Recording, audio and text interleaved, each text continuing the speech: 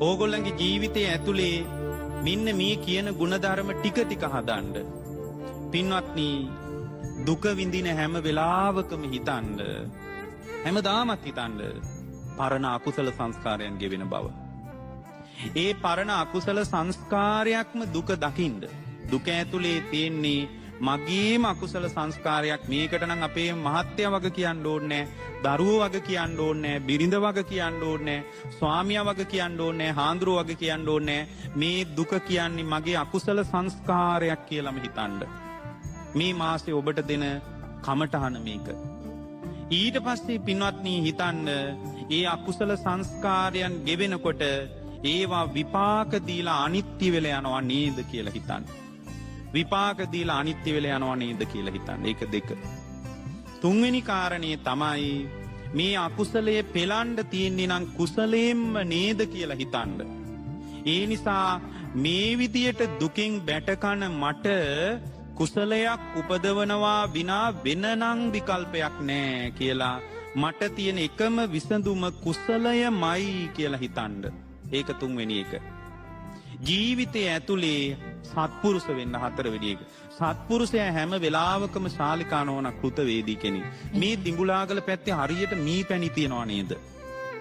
මේ මට මොකද මම මේ බණට ඇවිල්ලා තිනවා මේ පැත්තේ මට හරියට මී පැණි පූජා කරලා තිනවා මේ පැත්තේ.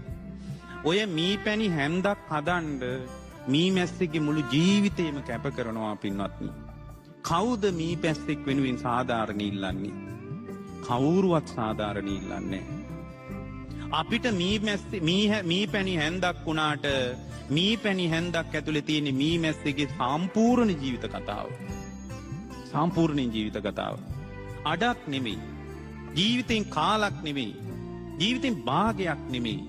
සම්පූර්ණයෙන්ම ජීවිතය සාමාන්‍යයෙන් මී මැස්සෙක් මී පැණි හැන්දක් හදාගන්න මල් 1000ක විතර රොන් එකතු කරනවා පින්වත්නි. මී මැස්සෙක්ගේ ශරීරයේ ආමාශ දෙකක් තියෙනවා.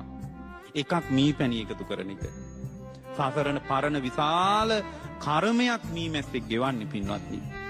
ඔබ මේ මී පැණි හැන්දක් බෙහෙත් විදියට හරි ආහාර විදියට හරි ගන්න හැම වෙලාවකම මී මැස්සෙක්ගේ දුක දකිමින්ම මී පැණි ටික පාවිච්චි කරන්න. අන්න ඒ විදියට ජීවිතයේ අත්දකින්නේව කමටහන් කරගන්න. මම මේ උදාහරණයක් ඔය පින්නතුන්ට කිව්වේ. ඔය විදියට ඕගොල්ලෝ පරිහරණය කරන දේවල් ඇතුලේ ඒකට අදාළ සන්දර්භය ධර්මයෙන් කියවන්න.